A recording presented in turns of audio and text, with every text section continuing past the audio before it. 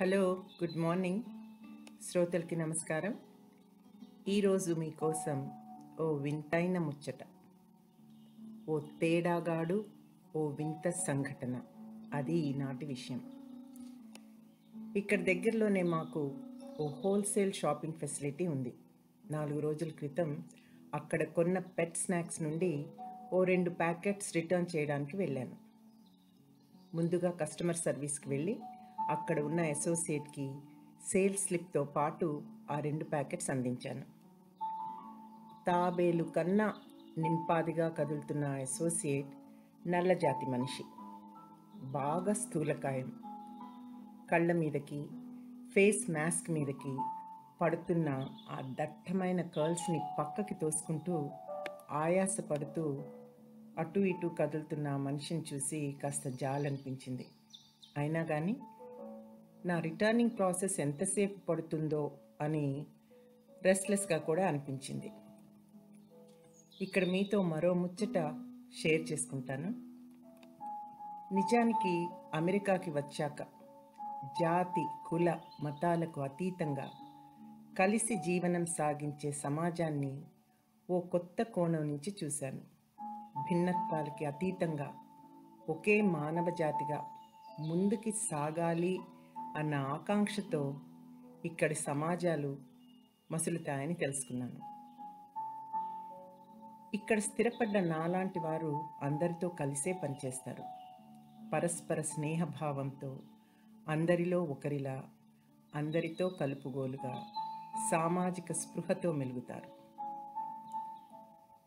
ఇక మళ్ళీ మన వింత సంఘటన విషయానికి వస్తే, ఓ 15 నిమిషాలు అయ్యాక నా రిటర్న్ ప్రాసెస్ చేసిన అసోసియేట్ స్లిప్ అందిస్తూ ఒక్క ప్యాకెట్ మాత్రమే రిటర్న్ చేయవచ్చు అని చెప్పడంతో ఆ 2వ ప్యాకెట్ని తీసుకొని షాపింగ్ కార్ట్లో వేసేసి థ్యాంక్స్ చెప్పాను. కూరలు, పాలు తీసుకునేందుకు అక్కడి నుంచి కదిలాను. షాపింగ్ ముగించుకొని నా కార్ట్లోని రిటర్న్ కాని ప్యాకేజ్ గురించి చెక్అవుట్ క్లర్క్కి ముందే చెప్పి పే చేసి బయటికి నడిచాను. ఎగ్జిట్ వద్ద కూడా కార్ట్ చెక్ చేసేవాళ్ళు ఒకరుంటారు. నా కార్ట్లోని నెంబర్ ఆఫ్ ఐటమ్స్ సేల్స్ స్లిప్లోని నెంబర్ ఆఫ్ ఐటమ్స్తో టాలీ అవ్వకపోవడంతో ఆ క్లార్క్ కొంచెం కన్ఫ్యూజ్ అయ్యాడు. ఏమిటి అన్నట్టు నా వంక చూశాడు. ఈ ఎక్స్ట్రా ప్యాకెట్ రిటర్న్ చేయలేకపోయాను. అదిగో ఆ పక్కన ఆ కస్టమర్ సర్వీస్లో ఉన్న ఆవిడే నా రిటర్న్ మ్యాటర్ హ్యాండిల్ చేసింది. నీకు క్లారిటీ ఇవ్వమని అడుగుతాను అని అతనితో చెప్పి ఇలా పక్కకి తిరిగానో లేదో, ఉన్నట్టుండి కస్టమర్ సర్వీస్ కౌంటర్ వెనుక నుండి ఆ అసోసియేట్ ఒక్క అంగలో కళ్ళెర్ర చేస్తూ కోపంగా ఏదేదో అంటూ నా వద్దకు రావడంతో హడిలిపోయాను. ఇటువంటి ఇన్సిడెంట్ నాకు ఎప్పుడూ అవ్వలేదు. ఇంతకీ ఏమైంది, నేనేమి చేశాను అన్నట్టుగా కోపంగా నా వద్దకు వచ్చిన అసోసియేట్ వంక చూశాను. నన్ను ఆవిడ షీ అని అంటావా అంటూ మీదకు వస్తుంటే నా కార్ట్ వదిలేసి ఓ 2 అడుగులు వెనక్కి వేశాను. అంటే ఆ వ్యక్తి మగవాడన్నమాట. అనాలోచితంగా అతన్ని నేను స్త్రీగా భావించానని, అలా సంబోధించానని కోపం వచ్చిందన్నమాట. అమ్మో, ఎలాగో ఏంటో ఇప్పుడు అనుకున్నాను. ఐఎమ్ వెరీ సారీ అన్నాను, ఏమనాలో తెలియక. అతని వైఖరికి, జరుగుతున్న గొడవకి మరో 2 అక్కడి ఉద్యోగులు మా వద్దకు వచ్చారు. అతను మరింతగా రెచ్చిపోయాడు. నన్ను ఈ కస్టమర్ ఆవిడ అంటుంది అంటూ నా వైపు 2 అడుగులు వేశాడు. I'm really sorry, curly hair అది చూసి అలా అనుకున్నాను. ఐఎమ్ ట్రూలీ సారీ అన్నాను మరోమారు. వివరణ ఇచ్చాను కదా, ఇక గొడవ పడడు అనుకుంటూ. కానీ అతను మరింత ఆగ్రహంతో ఊగిపోయాడు. నా కార్ట్లో సామాను సర్దుతున్నట్టుగా వంగి నా ముఖంలోకి చూస్తూ గొంతు తగ్గించి, అవును, నేను నల్లవాడిని, నేను కర్లీ హెయిర్తోనే ఉన్నాను, అయితే ఏమిటి, నీకేమన్నా ప్రాబ్లమా, నీకంత అలుసా అడిగాడు కోపంగా. నా పరిస్థితి చూసిన ఎగ్జిట్ వద్ద క్లర్క్ కలగజేసుకున్నాడు. నన్ను బెదిరిస్తున్న అసోసియేట్ని సంబోధిస్తూ, చూడు, కస్టమర్ సారీ అని ఇప్పటికే 2-3 సార్లు చెప్పింది కదా, ఇప్పుడంతా క్లియర్గా ఉంది కదా అన్నాడు. నేను నా కార్ట్ తీసుకొని ఇంకా అక్కడి నుంచి బయటపడ్డాను. అసలు కస్టమర్ సర్వీస్లోని శాల్తీ మగవాడా ఆడమనిషా అన్న ప్రశ్నే రాలేదు. పొద్దున్నే లేచి ఎవరి మొహం చూశానో, వీడు పిచ్చిగోల వీడును అనుకుంటూ ఇల్లు చేరాను. 3-4 రోజులు అవుతున్న ఆ ఇన్సిడెంట్ నన్ను ఎంతగా భయపెట్టిందో ఊహించలేదు. అయితే దీనికి భిన్నంగా దాదాపు 40 ఏళ్ల నాటి ఓ మంచి అనుభవం, ఓ ఆహ్లాదకరమైన సంఘటన ఇప్పుడు తలుచుకున్నా కూడా ఓ గుడ్ ఫీలింగ్ని ఇస్తుంది. సౌత్ ఆఫ్రికాలోని డర్బన్ సిటీలో జూలు సఫారీ అండ్ రిసార్ట్స్లో ఓ రోజంతా గడిపినప్పుడు అక్కడ హాస్పిటాలిటీ స్టాఫ్గా పనిచేస్తున్న నేటివ్ ఆఫ్రికన్స్ మా పట్ల చూపిన ఆదరణ, వారందించిన ఆతిథ్యం, ప్రత్యేక విందు భోజనం మరువలేనిదే. అంచెలంచెలుగా వారు మా కోసం చేసిన మనోరంజకమైన నృత్యాలు, వారి మ్యూజిక్, వారి పాటలు అన్నీ ఈ రోజుకి నాకు చాలా జ్ఞాపకం. ఈ సదవకాశం కూడా నృత్యమే నా జీవన విధానమైనందుకే సాధ్యమైంది.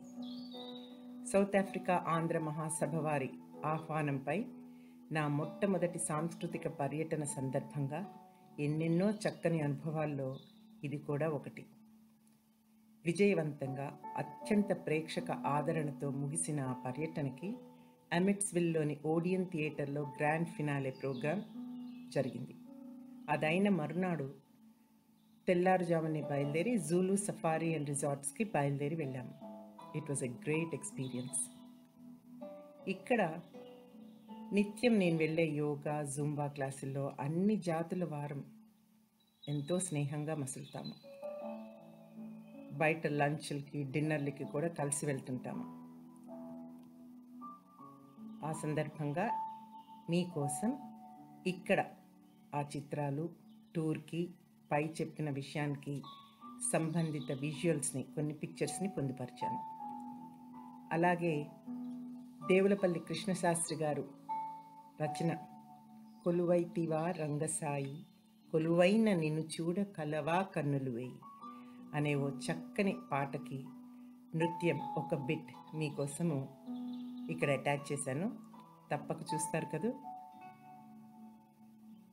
ఓపిగ్గా విన్నందుకు మీ అందరికీ ధన్యవాదాలు. మరో ముచ్చటతో మీ ముందుకు వస్తాను. ఉంటాను. నమస్తే.